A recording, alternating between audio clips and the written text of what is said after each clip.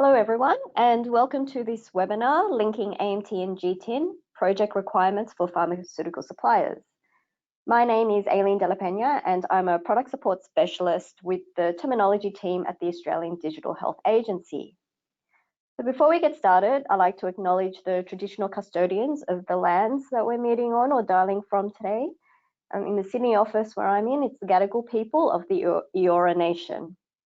I'd like to acknowledge their connection to country, sea and community.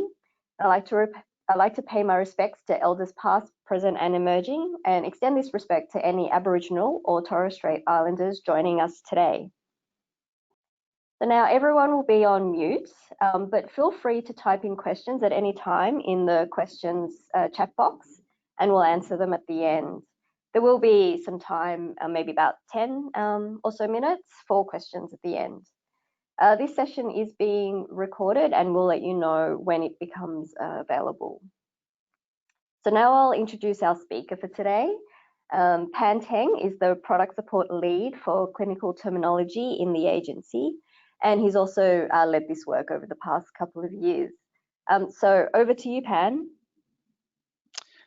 Thank you, Aileen, and good morning, everyone. Thank you for joining us. The agenda for today is I'll give you an overview of the Australian Digital Health Agency and our branch, the NCTS, or the National Clinical Terminology Service. I'll give you an overview of the Australian Medicines Terminology, or AMT, and how that relates to supply chain data. I'll give you a recap of the Linking AMT to GTIN initiative, the initiative that we're talking about here today.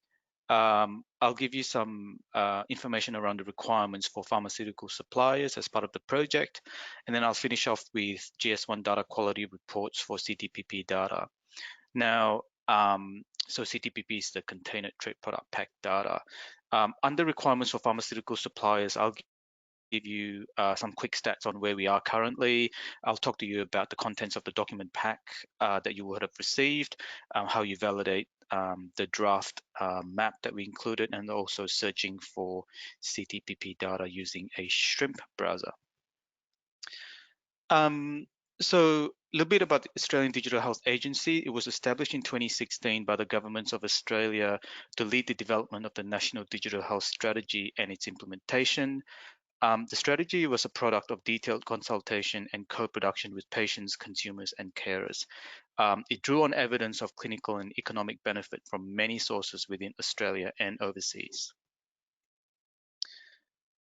The National Clinical Terminology Service, or the NCTS, operates as the Australian National Release Centre for SNOMED International, and we are in fact a member of the SNOMED International since its establishment back in 2007.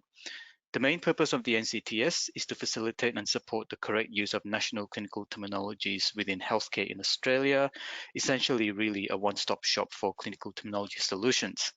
Our work is delivered under mainly the interoperability program of the agency work.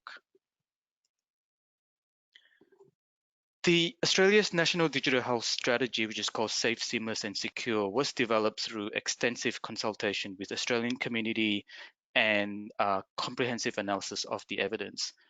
It establishes a vision to further evolve the digital transformation of healthcare. So the strategy describes that digital information is the bedrock of high quality healthcare. The benefits for patients are significant and compelling. So hospital admissions avoided, fewer adverse drug events, reduced duplication of tests, better coordination of care for people with chronic and complex conditions, and better informed treatment decisions. Achieving these benefits for patients and the healthcare sector more broadly requires changes to how consumers and healthcare providers access, share, and manage information about medicines. One of the challenges that are faced by clinicians always is the difficulty to establish a person's medicine's history reliably and efficiently across the different care settings, and the limited capacity to directly and reliably exchange information between the settings and various clinical information systems is in part due to the use of different terminologies and product identifiers. So really what this means is the same medicine can be described or tracked differently depending on the different information system being used, and this can create confusion when the clinical information is exchanged. And this confusion may lead to errors associated with things like recording, prescribing, and administration, and may adversely impact patient safety.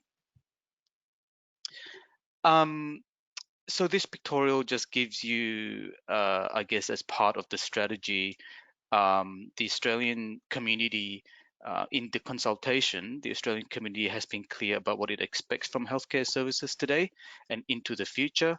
So Australians want a health system which puts people first, so giving them more choice, control, and transparency. They want better access to mobile digital health services for the whole community, not just for those who are experienced in users of new technology, and they want their health information to be confidential, secure, protected from cyber criminals and from any unauthorized access. It is quite clear to us during the consultation that Australians want digital access to health, and in particular, 10% of people currently access their personal health information through their smartphones, but really 50% want to.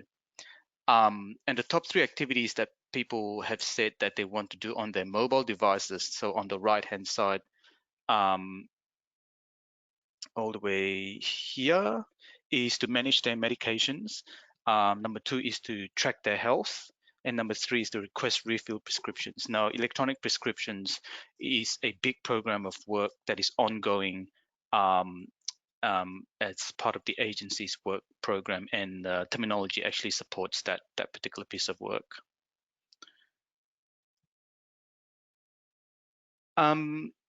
So the National Digital Health Strategy proposes 7 strategic outcomes to be achieved by 2022.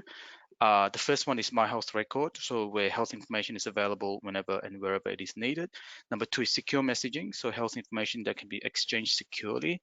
Number three, interoperability and data quality, and this is where we come in, is high quality data with a commonly understood meaning that can be used with confidence. Number 4 is medicine safety, and we also support this very closely, which is better availability and access to prescriptions and meds information. The 5th one is enhanced models of care, so digitally enabled models of care that improve accessibility, quality, safety, and efficiency. Workforce and education is next, so workforce confidently using digital health technologies to deliver health and care. And then the last one is driving innovation, so a thriving digital health industry delivering world-class innovation.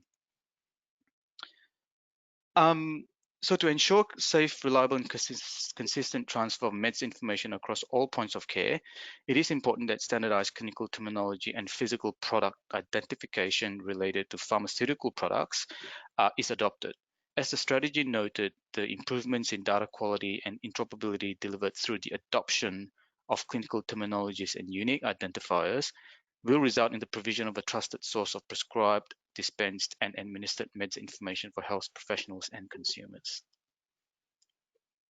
Okay, so I'll give you a little bit of an overview of the Australian Medicines Terminology, or AMT, if you're not already aware of it. So the AMT is just a computer readable collection of medicinal terms. So there are bits in it that are for use by humans, both humans and computers. And essentially it delivers standardized branded identification of branded medicinal products and their equivalent generic components. And so this just shows you a pictorial of how we model an Amaxil product, an Amaxil 500 milligram capsules in 20s blister pack. So the AMT is developed using data sourced from medicines manufacturers, i.e. product sponsors, from the TGA and also from the PBS. The main purpose of the AMT is to uniquely identify and unambiguously describe a product in a clinically meaningful way for use by all healthcare providers. So this figure provides an overview of the AMT relational model that shows the different levels of information and the links between them. The container trade product pack, or the CTPP concept or entity is right down here, and it's really the AMT product level that relates to a packaged physical product. And it is this level that should be associated with the corresponding product GTIN. So within the National Product Catalogue, for example, this will be base unit or each GTIN. So really, this is the spot where we draw the link between the AMT data and the physical product data within NPC catalogs. Now, the rest of the concepts we don't really use within this particular initiative.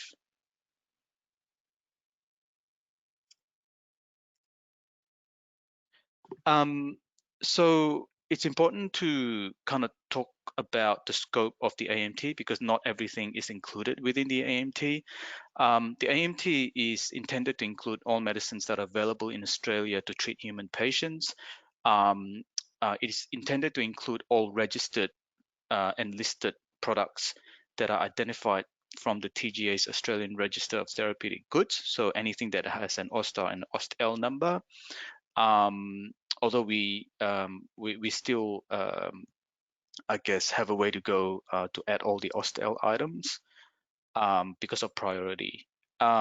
We basically add everything from the PBS and the RPBS, and that includes items from the schedules that are things like dressings, diagnostic strips, nutritional supplements, and also some of the PBS standard formula preparations. Other medicinal items that are intended for human use and national relevance, they may be requested by users from time to time, so such as non-approved therapeutics under the special access scheme. So if they're requested and they give us enough information, we will add it into the AMT.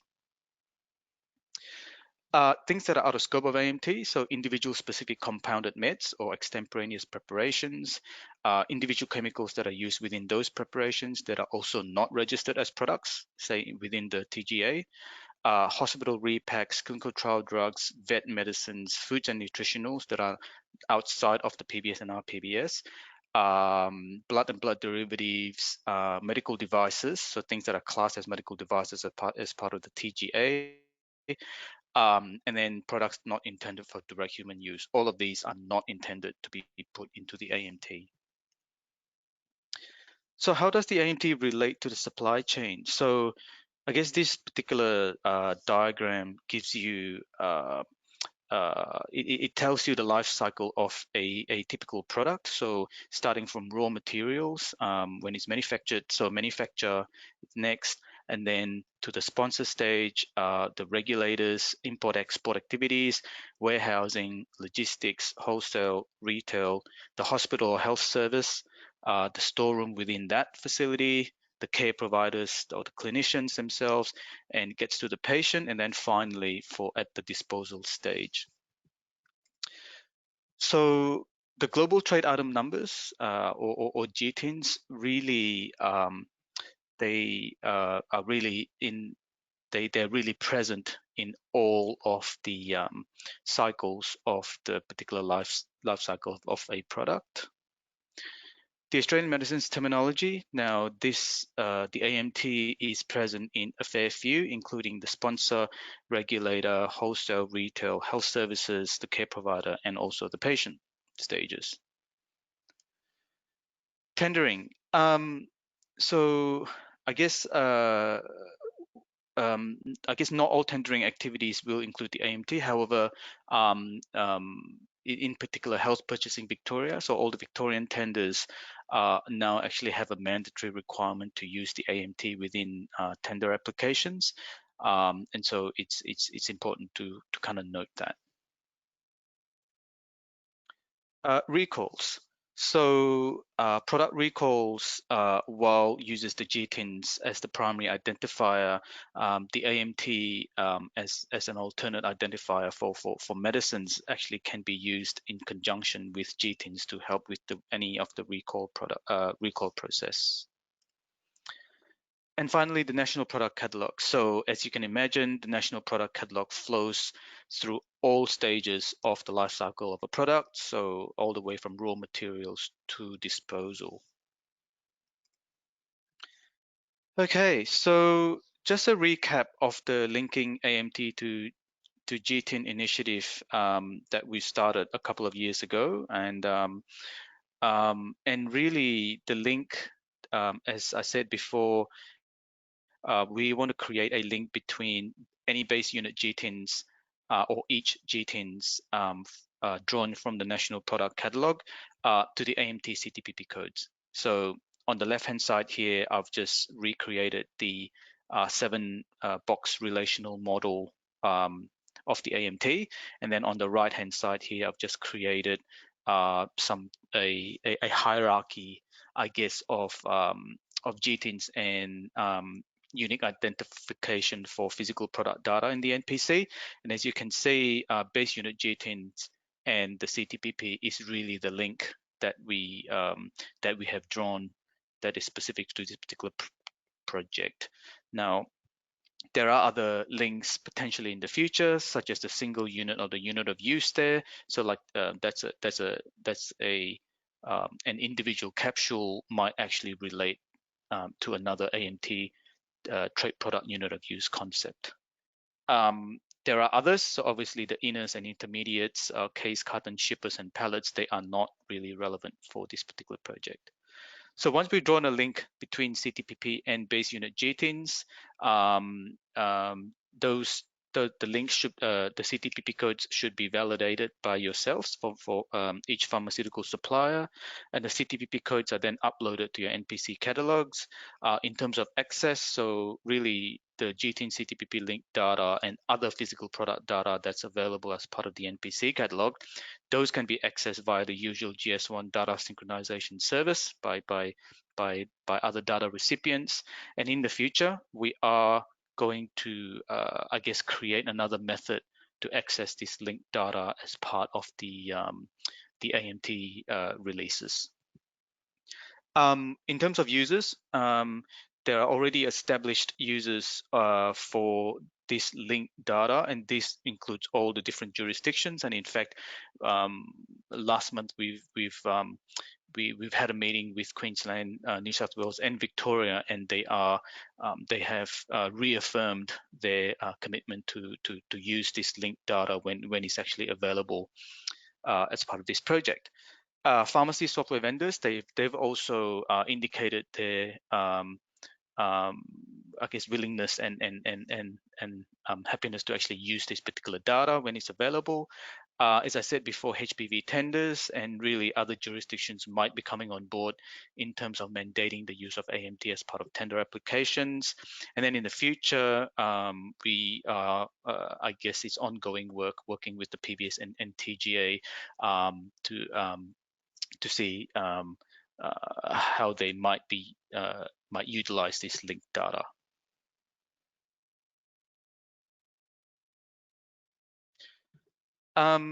So why should physical product and AMT data be linked together? As I said before, the AMT enables national alignment of clinical concepts for each medicinal product to the physical form of the product via linking to the GTIN that identifies the physical product. It helps to ensure safe, reliable, and consistent transfer of meds information across all points of care, so all care settings.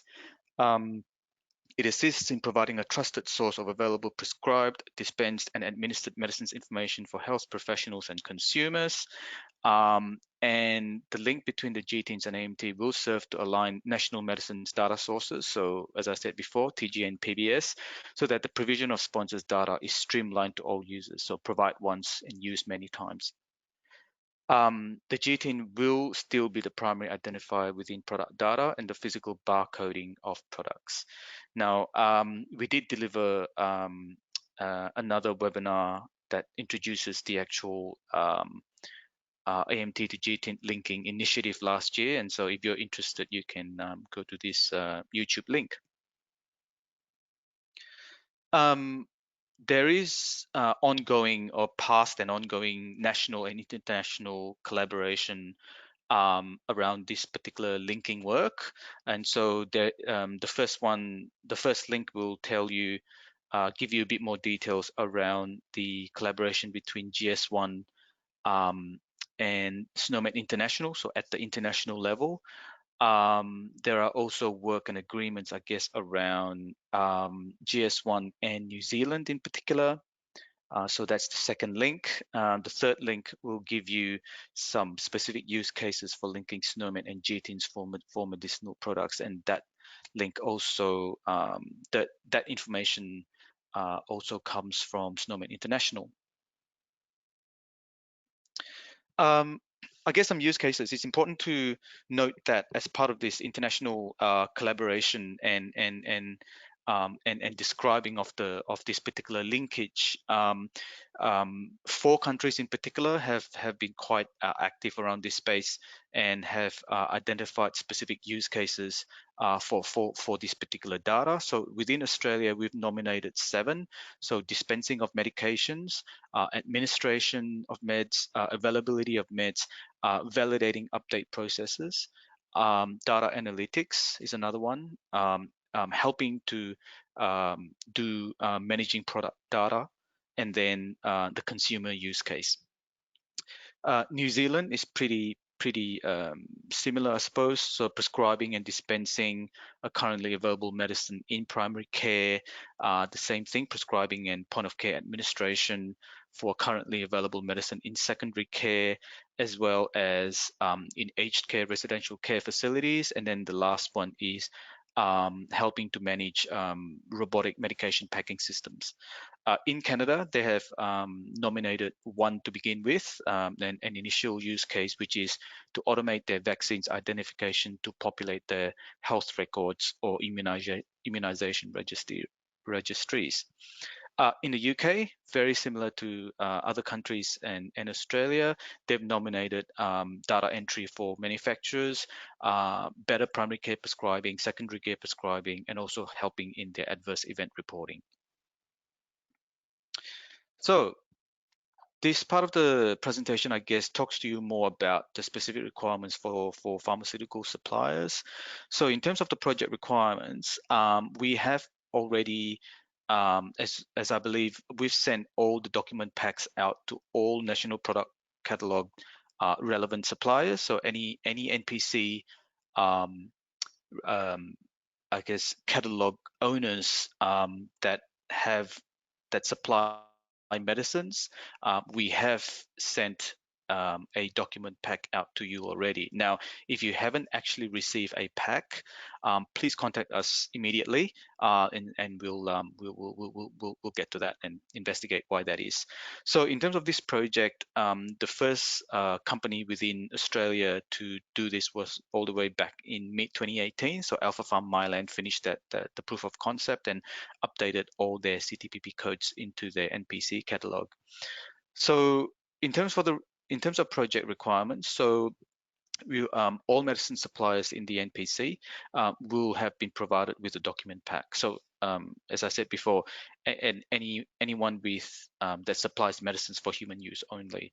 So within the document pack, there'll be 5 things, and I'll talk a little bit more about these things in later slides. So there'll be a letter explaining the purpose of the initiative. There's a guide that talks about step-by-step process, and then there's a spreadsheet that contains a draft mapping between your GTINs and AMT CTPP codes.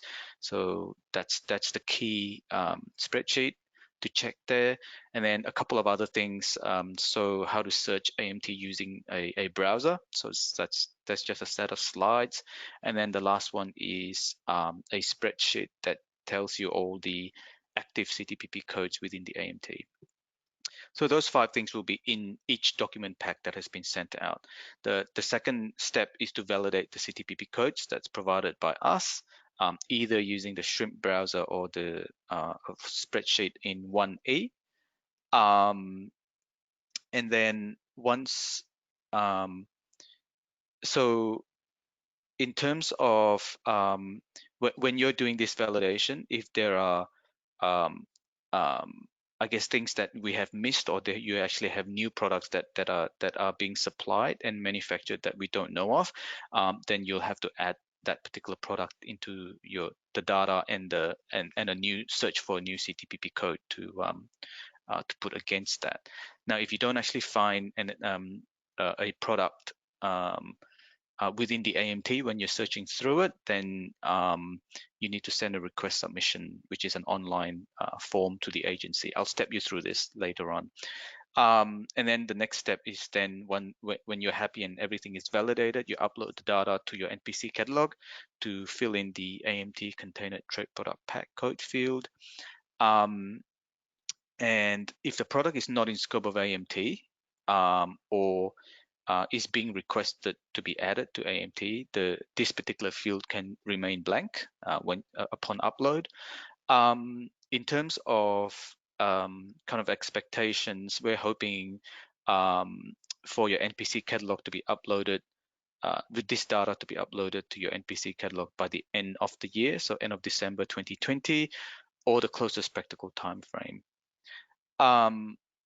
Obviously, the upload process is just the same as your current any upload process, and if you're not sure, then you can speak to the NPC certified product providers who can facilitate this. In the future, though, I guess as new products are being added to your as part of your formulary, you'll have to repeat steps 2 and 4, which is basically go into the browser, find the CTPP code, put it into and then upload it to your catalog. Over time, you may receive notifications of missing, inaccurate, or inactive CTPP codes, and I'll step you through later on what you'll have to do about this.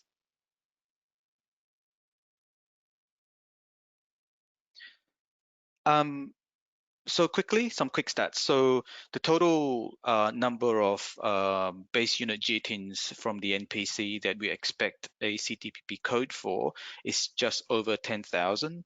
Currently, as of August 2020, we have just under 4,000 that have been populated in the NPC. So really, we've got about 37% populated at the moment. In terms of data quality, we're looking at really good numbers. So we've got 34% that are valid. So that's all great.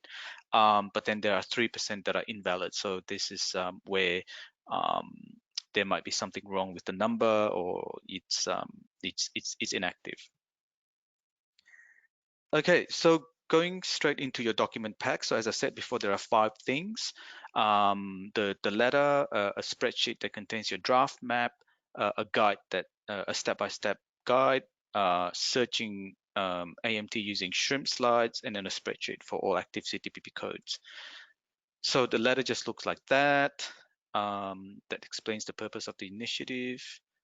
The spreadsheet, this is the key one. So this is where so basically, we access the NPC data, supplier data, non-commercial information, that is, from 2016 and 2019.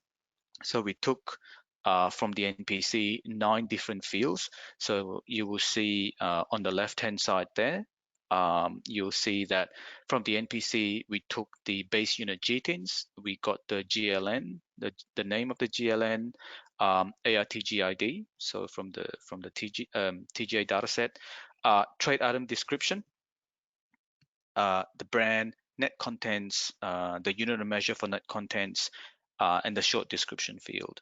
So all of these were used, I guess, in a 2-step process, a 3-step process really, in terms of the mapping. So we took this data and it went through a machine algorithm first for auto mapping, and then out of that, a human went in and validate the data, and then finally there was a second reviewer, a second human went in and checked the data, and the result is really these fields here. So we basically mapped to the AMT CTPP code here. So this is the identifier of the code, and then this is the preferred name, or the name that belongs to that particular code. So these two out of the draft mapping is the result of these 2 fields. Now we have also added a couple of comments fields here. So most of them will be equivalent. If it's the same thing, then we'll say it's an equivalent map. And then there are other text-only comments. Most of the time it's fine, but sometimes it will say things like the ARTG ID is missing, or it's currently registered with something else, and I guess there could be extra, a little bit more investigative work that's needed by the supplier.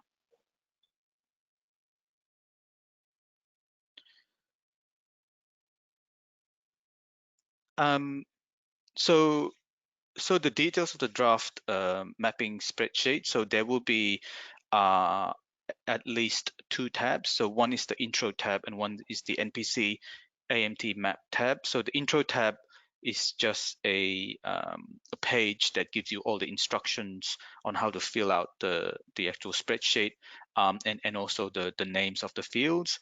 The second tab, which is the NPC AMT map tabs, now this is the one that includes the one that that I showed, the image that I showed you before. So it will have all the draft mapping between the base unit GTINs from the NPC data, and then to the AMT CTPP data that we have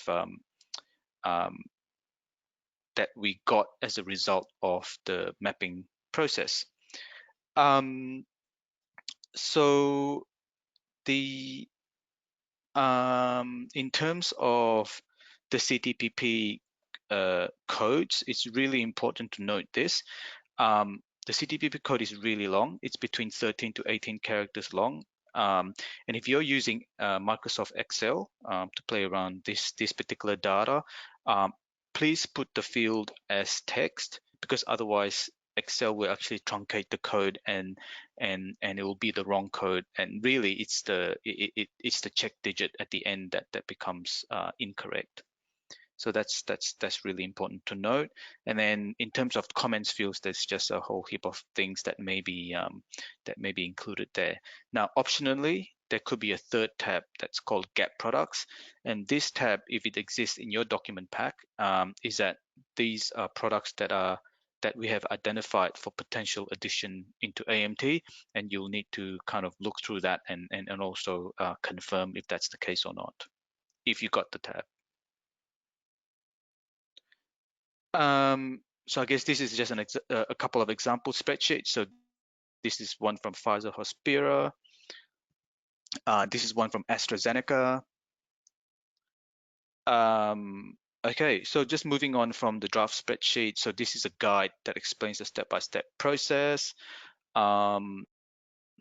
I'll go through it very, very quickly, but I guess it's you can actually read the actual document, and will give you it will have two particular sections. One is the step-by-step in words, and then another one, which I'll show later, is the step-by-step in a flow diagram format. So you can use either to actually help you validate the CTPP codes. So once you've identified, so when you look at your spreadsheet, you'll need to check every entry. So every row needs to be checked.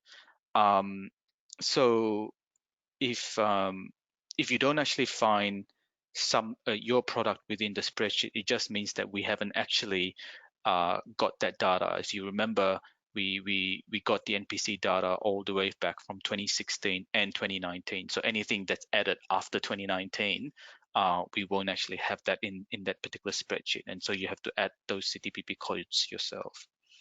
The first step is to actually, I will go through the flow diagram, which is easier to read. That's a bit later on.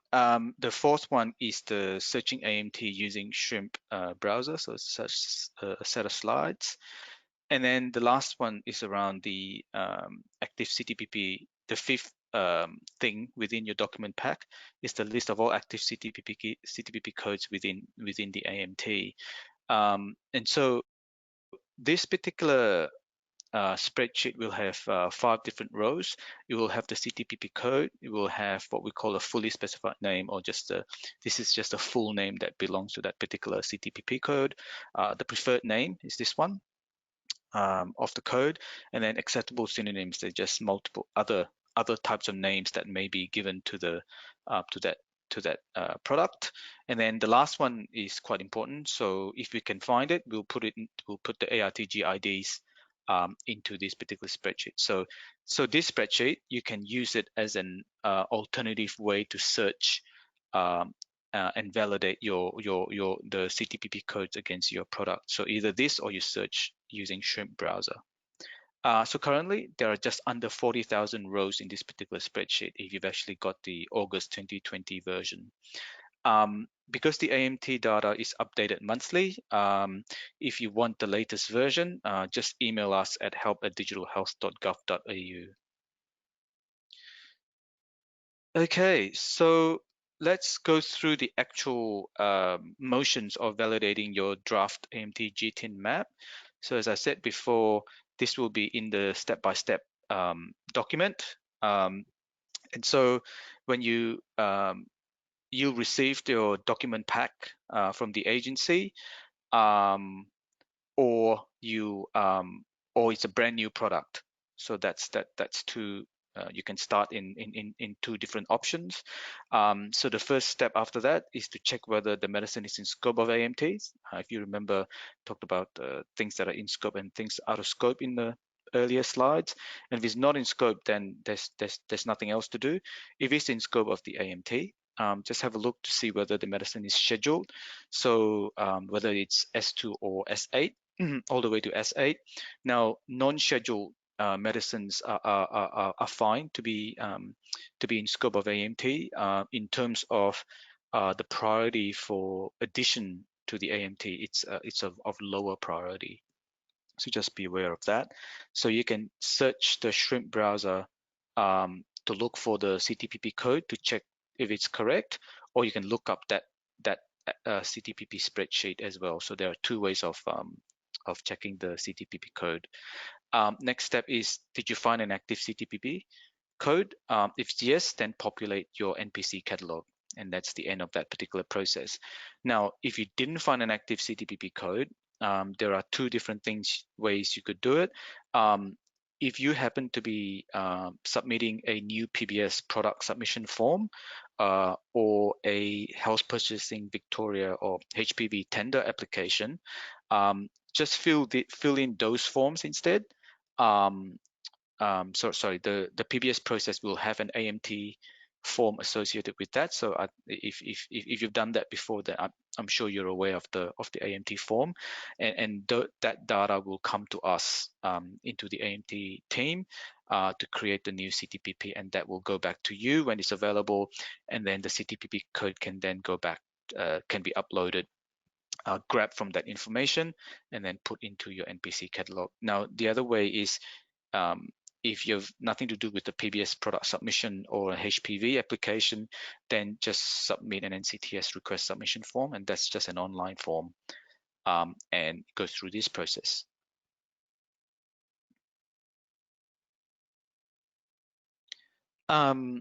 Yeah, just a reminder when you check the scope of AMT. So what is in scope and out of scope? Just remember to check the scope statements of the AMT.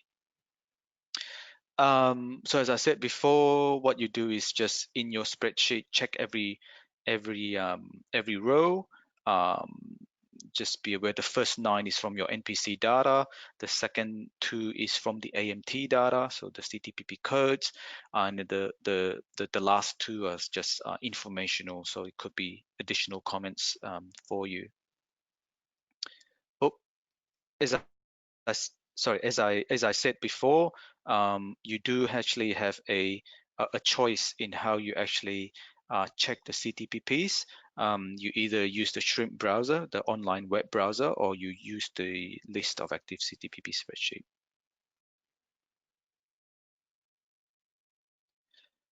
So using the Shrimp browser, so this is the landing page when you type in the actual link on the bottom there. And so what you want to do is basically you would need to start typing, you can either start typing the characters here, or what we actually recommend though before that is to select the container trade product pack reference set here on the third menu item on the top right. And what this does is it filters your search criteria to only the CTPP codes. As you remember, the AMT includes a lot more other levels of information, and you don't want to search through those. So select container trade product pack reference set, and then you start to type in some characters in to search for your product. In this particular case, I've typed in AMLO, and so all the AMLO products will come through, but then anything that contains the words AMLO, including AMLOCORE and AMLO Trust, amlodipine, and things like that will come up if there are a CTPP. So your next step is, let's pretend the first one selected is your product, and that's the correct product you want. Have a look at bottom box here. So there are 5 things here. So check the names. So check the fully specified name or the preferred or the synonym of areas of the box. So generally you check the preferred name. And then if that's the correct product, so it looks exactly the same as your product, so it's got the same brand, it's got the same strength, it's got the same dose form, it's got the same pack quantity, and also the same container type, then you just copy this particular code here, this number under value, under code, and then you paste it into your database or your spreadsheet. So that's really how you would search for a particular product within the Shrimp browser, and then to copy the CTPP code over. As I said before, you can also alternatively, without searching the browser, you can just rely on the spreadsheet that we have sent you, a spreadsheet of CTPP data, and you can search the names of your products through these 3 fields, or you can start to search via ARTG ID. So either way will bring up your particular product. If you're happy it's the same as your product, then copy this particular field here, the CTPP code, the 13 to 18 digit long code, and put it into your database or your spreadsheet.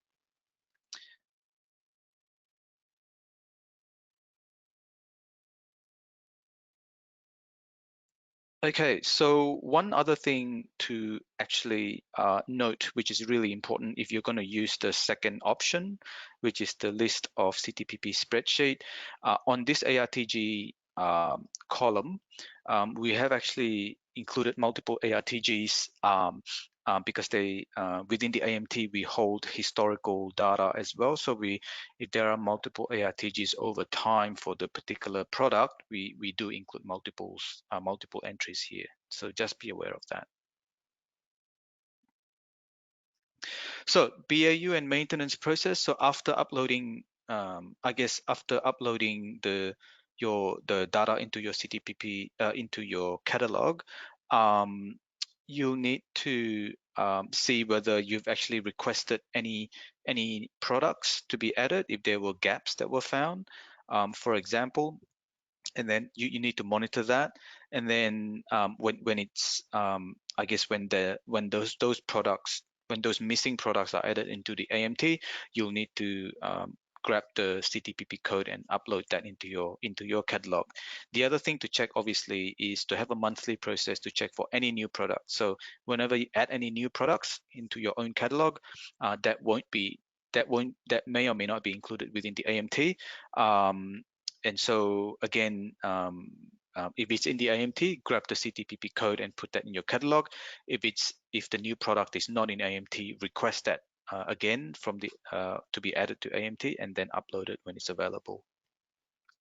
So as I said before, if you want at any point in time a new version of the active CTPP spreadsheet, just email us at help@digitalhealth.gov.au.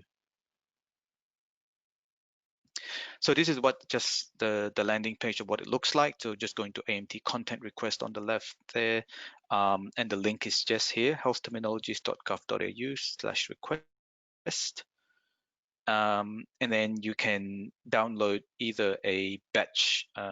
You can actually request products in a batch way, multiple products in one time, or you can do it as single items as well. And this is what it looks like for a single item for an online submission form.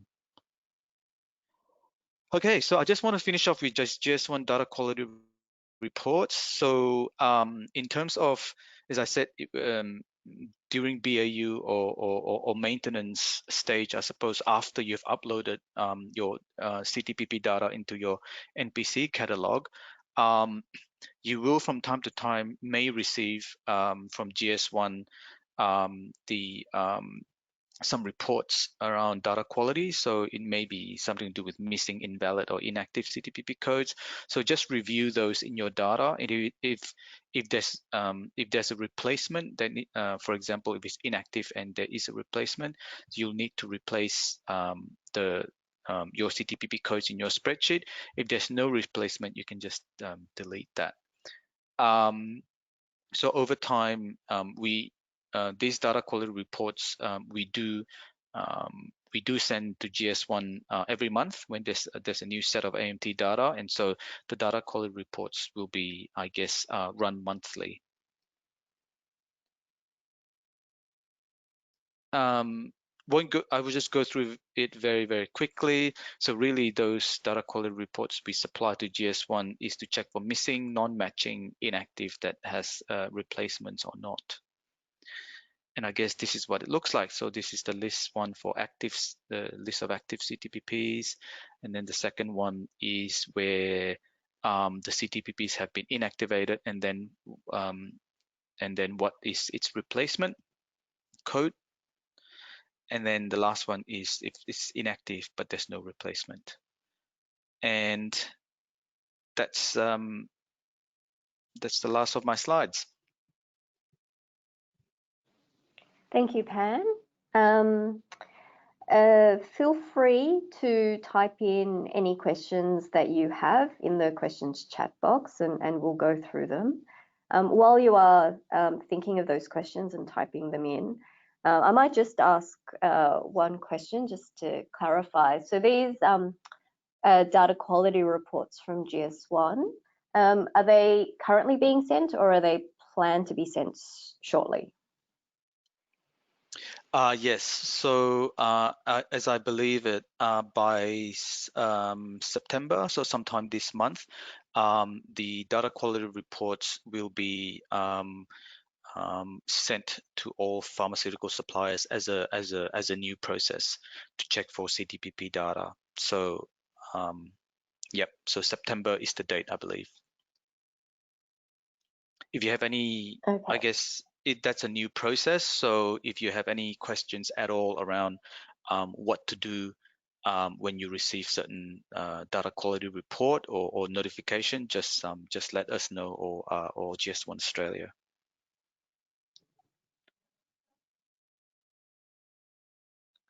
Okay, and then just another question around gap products or missing, the missing products or new products, for example. How long would it take to, from requesting, to have that content in the AMT data? That's a good question. It really depends on how many products are being requested. If it's only a few products, generally it will come through in the next release, so the next month.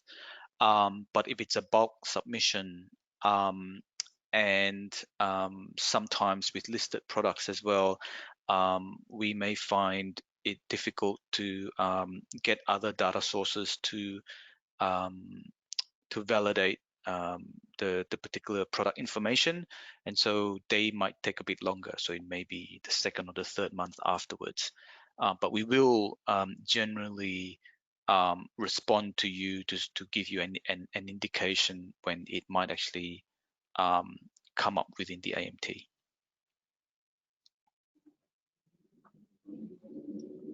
Okay, thanks, Pan. Are there any other questions? It is a lot of information.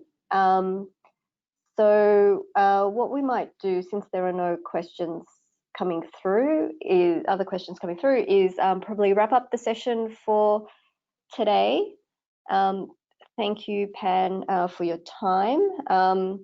Now, if you do have any more questions about this, as you receive your packs or you go through the process or receive the quality reports, you can contact us via the details on the slide there, help@digitalhealth.gov.au, and we'll get back to you on that.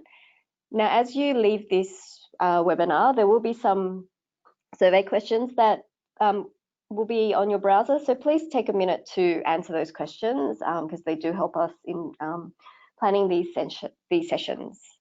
And thank you to everyone for attending this webinar, and enjoy the rest of your day. Bye, everyone. Thank you. Bye.